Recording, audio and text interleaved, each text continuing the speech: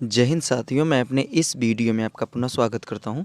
दोस्तों, आज हम लोग बात करेंगे प्रेरित विद्युत वाहक बल क्या है और इससे संबंधित आज हम लोग कुछ न्यूमेरिकल्स को डिस्कस करने वाले हैं। तो चलिए आइए शुरू करते हैं।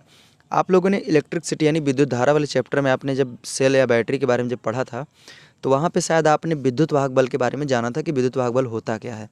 तो विद्युत वाहक बल की परिभाषा ये थी उसमें कि किसी विद्युत परिपथ में एक कूलाम आवेश को पूरे संपूर्ण परिपथ में घुमाने में जितना कार्य करना पड़ता है उसे हम लोग कहते थे विद्युत वाहक बल, जिसको अंग्रेजी में इलेक्ट्रोमोटिव फोर्स, शॉर्टकट में ईएमएफ कहते थे।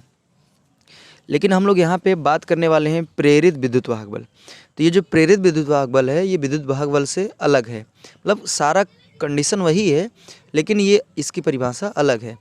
अगर हम बात करें सिर्फ विद्युत वाहक बल की, तो इसका जो सूत्र होता है, पहले नंबर तो इसको कैपिटल ई से प्रदर्शित करते हैं और इसके फार्मूले की बात करें तो इसका फार्मूला तो E बराबर W/Q0 होता है। जहाँ पे बात करें कि W मतलब कार्य है और Q माने आवेश है, ठीक है। अगर अब बात करें प्रेरित विद्युत वाहक बल क्या है, तो प्रेरित विद्युत वाहक बल जो शब्द है ये दरअसल फैराडे के नियम से आया है। फैराडे ने अपने नियम में ये बताया था कि अगर किसी कुंडली या चालक तार को परिवर्तनीय चुंबकीय क्षेत्र में रखा जाए तो उस कुंडली में एक ऊर्जा उत्पन्न हो जाती है और उसी ऊर्जा को हम लोग कहते हैं विद्युत वाहक बल। और ये जो विद्युत वाहक बल इसमें उत्पन्न होता है, दरअसल इसमें पैदा होता है वो चीज़, इसलिए उसका नाम पड़ गया प्रेरित विद्युत वाहक बल। विद्युत वाहक बल का मतलब सीधे सीधे इसमें कह सकते हैं कि ऐसा बल उसमें उत्पन्न हो जाता है जो क्या करता है, इलेक्ट्रिसिटी यानी करंट को फ्लो कराने में सहायता करने का कार्य करता है। तो इसलिए ये दरअसल ये विद्युत वाहक बल उत्पन्न होता है, इसलिए इसका नाम प्रेरित विद्युत वाहक बल पड़ गया। और जो प्रेरित विद्युत वाहक बल होता है इसको बेसिकली हम लोग स्मॉल ई से प्रदर्शित करते हैं। अगर बात करें इसके फार्मूले की, तो ई बराबर एक तो फार्मूला होता है delta phi upon delta T, और एक डेल्टा फाई लिख सकते हैं, D phi upon D T भी लिख सकते हैं। अगर मान लीजिए कुंडली में फेरों की संख्या n है तो ई बराबर आप लिख सकते हैं -n delta phi upon delta T. तो यहाँ पे डी भी लिख सकते हैं और डेल्टा भी लिख सकते हैं, दोनों लिखा जा सकता है। अगर बात करें यहाँ पे डेल्टा फाई क्या है, तो डेल्टा फाई जो है ये फ्लक्स में परिवर्तन है, डेल्टा टी समय में परिवर्तन है, एन है कुंडली में फेरों की संख्या, ई मतलब कुंडली में उत्पन्न विद्युत वाहक बल, और यहाँ पे जो ऋणात्मक चिन्ह है, ऋणात्मक चिन्ह लेंज के नियम को दर्शाता है। तो चलिए आइए शुरू करते हैं। और यहाँ पे एक चीज़ आपको बता दूँ, यहाँ पे चुंबकीय फ्लक्स का एक फार्मूला तो फाइव बराबर होता है BA cos थीटा, ये भी होता है, ठीक है। तो चलिए आइए शुरू करते हैं। अब इन्हीं फार्मूलों की मदद से हम कुछ सवालों को करेंगे। हाँ, तो एक बार आपको फिर से याद करा दें, प्रेरित विद्युत वाहक बल क्या होता है। प्रेरित विद्युत वाहक बल में फैराडे अपने नियम में ये बताए थे कि जब किसी कुंडली या चालक तार को परिवर्तनीय चुंबकीय क्षेत्र में रखा जाता है तो उसके अंदर क्या होता है, एक ऐसी ऊर्जा उत्पन्न हो जाती है जिसे हम लोग विद्युत वाहक बल कहते हैं। यानी कहने का मतलब उसके अंदर एक ऐसा बल उत्पन्न होता है जो क्या कर सकता है, करंट को फ्लो कराने में यानी आवेश को, इलेक्ट्रॉन को गति कराने में सहायता करने का काम करता है। तो उसी को हम लोग कहते हैं प्रेरित विद्युत वाहक बल। तो चलिए आइए हम लोग पहले प्रश्न से स्टार्ट करते हैं।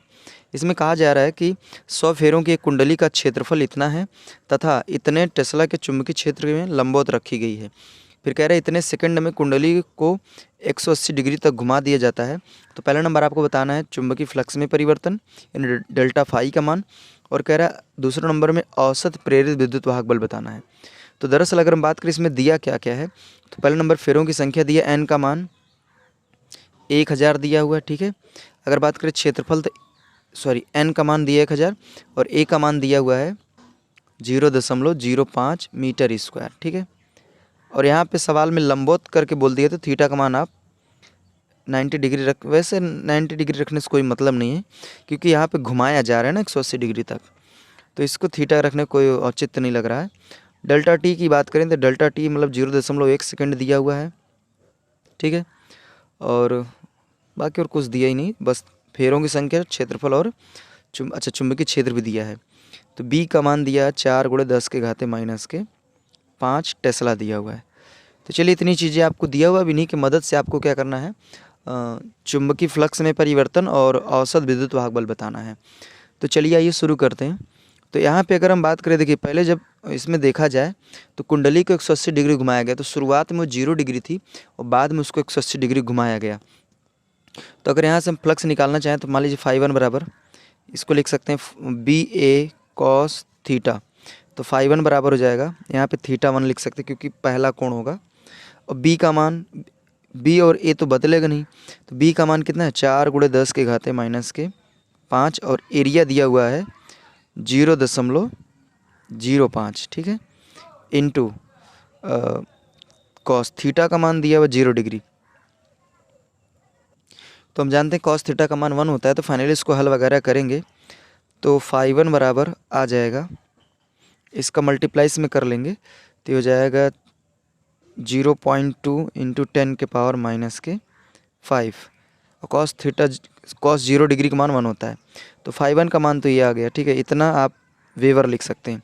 उसी तरह अगर φ2 की बात करें तो 180 डिग्री तक इसको घुमाया गया है, तो यहाँ से हो जाएगा BA cos 180 डिग्री। आप एक काम कर सकते हैं यहाँ पे, इसको जो मैंने हल कर दिया इसको चाहे आप हल ना करें और आसान से कर सकते हैं इसको। तो यहाँ पे सीधा सीधा थीटा का मान 1 रखेंगे तो यहाँ से हो जाएगा, अच्छा यहाँ आप बी और ए का मान मत रखिए, तो यहाँ सीधे सीधे BA और इसका मान हो जाएगा थीटा 1 का मान 0 रखेंगे तो 1 हो जाएगा, तो यहाँ से φ1 बराबर हो जाएगा आपका सीधा सीधा BA। और यहाँ से अगर φ2 निकालेंगे तो ये भी क्या हो जाएगा, इसका मान होता है cos 180 डिग्री का मान -1 होता है, तो यहाँ से हो जाएगा -BA, ठीक है। अब सीधा सीधा में फ्लक्स में परिवर्तन बताना है, तो यहाँ से लिख सकते हैं आप डेल्टा फाई का मान φ1 माइनस φ2, तो यहाँ से डेल्टा फाई का मान हो जाएगा, φ1 का मान हो जाएगा सीधा सीधा BA, फिर माइनस φ2 का भी मान हो जाएगा माइनस का BA, तो माइनस माइनस प्लस, तो यहाँ हो जाएगा डेल्टा फाई बराबर हो जाएगा +2BA, ठीक है। तो अब यहाँ से अब चाहें तो आप AB का मान रख सकते हैं, तो यहाँ से हो जाएगा फाइनली आपका डेल्टा फाई बराबर हो जाएगा 2B का मान 4 × 10⁻⁻5 और एरिया दिया 0.05। तो फाइनली इसको आप मल्टीप्लाई वगैरह करेंगे तो ये हो जाएगा 4 दूनी 8, 8 का गुणा इसमें करेंगे तो ये हो जाएगा डेल्टा फाई का मान जो हो जाएगा ये हो जाएगा 0.4 × 10⁻⁻5 और यहाँ पे मात्रक की बात करें तो ये हो जाएगा वेवर। तो यहाँ पे ये डेल्टा फाई का मान आ गया। अगर हम बात करें अभी औसत विद्युत वाहक बल, तो ई का मान जो हो जाएगा ई बराबर फेरों की संख्या दी है तो n delta phi upon delta T, तो n ये हो जाएगा 100, चाहे तो आप माइनस रख सकते हैं चाहे तो हटा सकते हैं, और यहाँ n का मतलब हो जाएगा 100 नहीं 1000, और डेल्टा फाई का मान हो जाएगा 0.4 × 10⁻⁻5 और समय की बात करें तो समय दिया 0.1 सेकेंड। तो यहाँ से दशमलव के बाद एक अंक, दशमलव के बाद एक अंक, तो दशमलव दशमलव कैंसिल हो सकता है, और यहाँ से ई बराबर जो आएगा इसको लिख सकते हैं आप 10⁻³ 1000 को, और इंटू 10⁻⁻5 इंटू अभी 4/1 मतलब 4 ही होगा, तो इसको हल वगैरह करेंगे तो सीधा सीधा आएगा 4 × 10⁻⁻2 और ये हो जाएगा मात्रक की बात करें तो मात्रक इसका वोल्ट हो जाएगा। तो उम्मीद करूँगा ये पहला प्रश्न आपको कुछ समझ में आ गया होगा। तो पहला प्रश्न थोड़ा बड़ा था, अब आइए अब छोटे छोटे प्रश्न हैं। इसमें कहा जा रहा है 100 फेरों वाली एक कुंडली से बद्ध चुंबकीय फ्लक्स इतने सेकंड में इतना वेबर से इतना हो जाता है, ठीक है, घटकर इतना हो जाता है। तो कुंडली के बीच कह रहे प्रेरित विद्युत विभवांतर ज्ञात कीजिए, मतलब वही आपसे विद्युत वाहक बल ही पूछना चाहता है। तो यहाँ पे फेरों की संख्या n का मान दिया हुआ 100, और यहाँ पे समय की बात करें डेल्टा टी का मान, तो डेल्टा टी का मान 0.1 सेकेंड, और यहाँ पे जो फ्लक्स में परिवर्तन यानी शुरुआत में 0.5 था, उसके बाद घट के 0.3 हो गया। तो अगर बात करें फ्लक्स में परिवर्तन कितना हुआ तो डेल्टा फाई का मान जो होगा वो 0.2 वेबर हो जाएगा।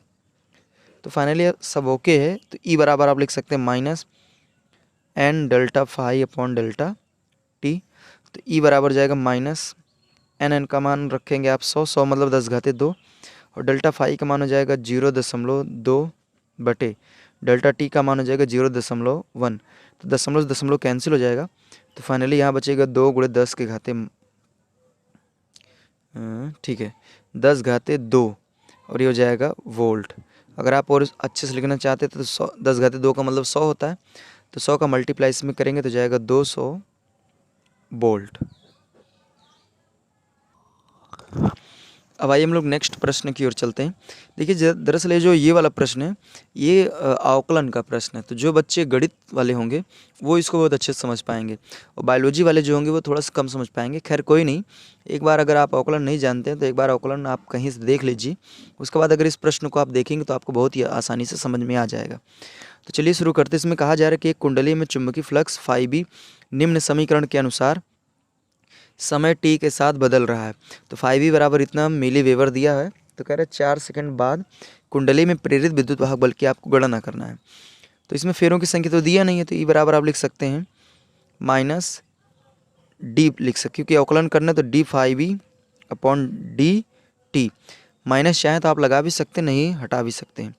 तो यहाँ जाएगा डी φb का मान कितना दिया है 4t² प्लस 10t प्लस के 5, ठीक है, बटे ये हो जाएगा डेल्टा टी। तो ई बराबर हो जाएगा, आप माइनस हटा ही दीजिए, ज़्यादा सही रहेगा। अब इसका अवकलन करेंगे तो जाएगा 8t प्लस इसका अवकलन हो जाएगा 10 और 5 का तो जाएगा 0, तो 0 रख दीजिए, फिर बटे बाकी सॉरी बटे क्यों होगा, ये अवकलन कर दिया तो सीधा सीधा आपका ई बराबर कितना आ गया 8t प्लस 10, तो ये आपका आ गया। अब सवाल में कह रहा है कि 4 सेकंड बाद कुंडली में प्रेरित विद्युत वाहक बल बताना है। तो टी की जगह आप 4 रखिए, तो ई बराबर हो जाएगा 8 गुणे 4 प्लस के 10, तो 8 चौ 32, 32 10 42, तो ई बराबर हो जाएगा 42। अच्छा मात्रा की बात करें तो यहाँ पे मिली वेबर में दिया हुआ है सवाल में, तो इसका हो जाएगा मिली वोल्ट, ठीक है। तो उम्मीद करूँगा ये भी प्रश्न आपको समझ में आ गया होगा। अब आइए अगले प्रश्न की ओर चलते हैं। इसमें कहा जा रहा है कि एक छल्ला जिसकी त्रिज्या 10 सेंटीमीटर है तथा प्रतिरोध 2 ओम है, तो किसी एक समान चुंबकीय क्षेत्र के लंबवत रखा है। यदि चुंबकीय क्षेत्र 0.1 टेस्ला सेकंड की दर से घट रहा है तो प्रेरित विद्युत वाहक बल तथा छल्ले में धारा का मान बताइए। तो चलिए आइए शुरू करते हैं। यहाँ पे पहला नंबर त्रिज्या दिया हुआ है, आर का मान 10 सेंटीमीटर, ठीक है। तो सेंटीमीटर से मीटर में आएंगे तो जाएगा 10 गुणे 10 के घाते माइनस 2 मीटर, और इसमें प्रतिरोध भी दिया, आर का मान दिया है 2 ओम, ठीक है। और चुंबकीय इसमें कह रहा है कि चुंबकीय जो क्षेत्र है वो 0.1 टेस्ला सेकंड की दर से घट रहा है, यानी आपको सीधा सीधा ये D phi upon D T का जो मान दिया हुआ है वो दिया हुआ 0.1 टेस्ला पर सेकंड, या डेल्टा भी लिख सकते हैं यहाँ पे, इसका मान दिया हुआ है। फिर इसमें आपसे 2 चीज़ बताना के लिए कह रहा है, एक तो ई का मान पूछ रहा है और दूसरा नंबर आई का मान पूछ रहा है। तो चलिए आइए शुरू करते हैं। तो यहाँ से अगर हम ई की बात करें तो ई बराबर हो जाएगा, फेरों की संख्या तो दिया नहीं है, तो यहाँ से आप चलिए डी फाई बटे डी टी। तो यहाँ फ्लक्स भी नहीं दिया है, तो फ्लक्स का मान हम कैसे निकालेंगे। तो ठीक है, यहाँ जाएगा D upon D T, phi का मान हो जाएगा बी ए कॉस थीटा, तो डी अपॉन डी टी। चलिए एक काम करते हैं, सॉरी यहाँ पे फाई नहीं होगा, यहाँ पे बी हो जाएगा, क्योंकि टेस्ला जो है चुंबकीय क्षेत्र का मात्रक होता है ना, तो D V upon D T हो जाएगा। तो एक काम करिए, ये जो इतने लोग हैं ना इनको साइड में कर लीजिए, और यहाँ डी वी और इतने लोग को आपको साइड में कर लेना है, तो ये हो जाएगा ए कॉस थीटा, और यहाँ पे लंबवत बोले थीटा का मान आप 90 डिग्री रख सकते हैं, ठीक है। तो चलिए अब रखते हैं इन सभी मानों को। तो यहाँ से हो जाएगा, देखिए D V upon D T का मान कितना दिया हुआ है, तो D V upon D T का मान 0.1 दिया हुआ है, इनटू एरिया कितना दिया हुआ है, तो एरिया हमको निकालना पड़ेगा। तो त्रिज्या दिया, तो देखिए वृत्ताकार है तो वृत्त का क्षेत्रफल कैसे निकाला जाता है, इसका एरिया हो जाएगा पाई आर स्क्वायर। तो पाई का मान हो जाता है 3.14, आर का मान देखिए त्रिज्या दिया है इतना मीटर, इसको चेंज करेंगे तो मीटर स्क्वायर करेंगे तो हो जाएगा 100 गुणे 10 के घाते माइनस का 4 हो जाएगा, अगर इसका आप स्क्वायर करते हैं। तो फाइनली हो जाएगा ए बराबर, इसको हल वगैरह करेंगे तो 0.14 गुणे 10 के घाते माइनस का 2 मीटर स्क्वायर आएगा। तो ये फाइनली आपका एरिया आ गया। तो एरिया की जगह आप यही रखेंगे तो हो जाएगा 3.14 गुणे 10 के घाते माइनस का 2, और यहाँ पे कॉस थीटा का मान आप रखेंगे 90 डिग्री। सॉरी यहाँ पे हम एक मिस्टेक ये कर रहे हैं कि थीटा का मान 90 डिग्री नहीं होगा। अगर यहाँ पे 90 डिग्री रख देंगे तो कॉस 90 डिग्री का मान तो जीरो हो जाता है, तो ये पूरा फाइनली जीरो हो जाएगा। यहाँ पे थीटा का मान 90 डिग्री नहीं होगा, यहाँ पे थीटा का मान 0 डिग्री होगा। 0 डिग्री क्यों होगा? क्योंकि यहाँ पे जो थीटा है दरअसल ये चुंबकीय क्षेत्र की दिशा और जो तल है उसके क्षेत्रफल सदिश की दिशा के बीच बना कोण है। तो यहाँ पे लंबवत से नहीं मतलब है, लंबवत का मतलब 90 डिग्री नहीं है। जैसे देखिए, जैसे मान लीजिए चुंबकीय बल रेखाएं से जा रही हैं तो इसके लंबवत यहाँ पे कोई एक वृत्ताकार छल्ला रखा है, तो यहाँ पे इसका एरिया वेक्टर और चुंबकीय क्षेत्र की दिशा के बीच जो कोण बना वो लेना है। तो दरअसल दोनों एक ही दिशा में रहेंगे तो यहाँ पे 0 डिग्री बनेगा। तो थीटा का मान 90 डिग्री ना रख के यहाँ पे आपको 0 डिग्री रखना है, तो अब इसका मान आ जाएगा। तो फाइनली इसको अब आप मल्टीप्लाई वगैरह करेंगे तो इसका मान हो जाएगा ई बराबर हो जाएगा, इसका इसमें मल्टीप्लाई करेंगे तो आएगा 0.314 गुणे 10 के घाते -2 और cos 0 डिग्री का मान तो 1 हो जाता है, हम सामान्यतः जानते ही हैं। तो यहाँ पे मात्रक की बात करें तो मात्रक इसका हो जाएगा वोल्ट। तो ये फाइनली आपका ई का मान आ गया। अब आपको आई के मान की बात कर रहा है तो आई बराबर हो जाएगा E/R। तो ई का मान कितना है? 0.314 गुणे 10 के घाते -2 आर का मान सवाल में दिया 2 ओम, तो यहाँ से 2 रख देंगे 2 ओम, ठीक है। अब इसको फाइनली हम कैंसिल कर सकते हैं, तो यहाँ से कैंसिल करेंगे तो ये हो जाएगा 0.2 एकम 2, 2 पंजे 10, 2 सते 14, ठीक है। तो यहाँ से आई का जो मान आएगा वो जाएगा 0.157 गुणे 10 के घाते -2 और मात्रक है तो इसका करंट है तो इसका मात्रक हो जाएगा एम्पियर। तो उम्मीद करूँगा दोस्तों ये चारों प्रश्न आपको इजीली तरीके से समझ में आ गए होंगे। देखिए, इसमें जो कोई अगर मान लीजिए मिस्टेकिंग या गलतियाँ होती है तो उसके लिए सॉरी चाहते हैं। तो दोस्तों आप हमें इंस्टाग्राम और फेसबुक में भी फॉलो कर सकते हैं, लिंक जो है हमने डिस्क्रिप्शन बॉक्स में दे रखा है, वहाँ विजिट करके फॉलो कर सकते हैं। तो दोस्तों अब हमें दीजिए इजाज़त, इसी तरह मिलेंगे अगली वीडियो में, तब तक के लिए जय हिंद, वंदे मातरम।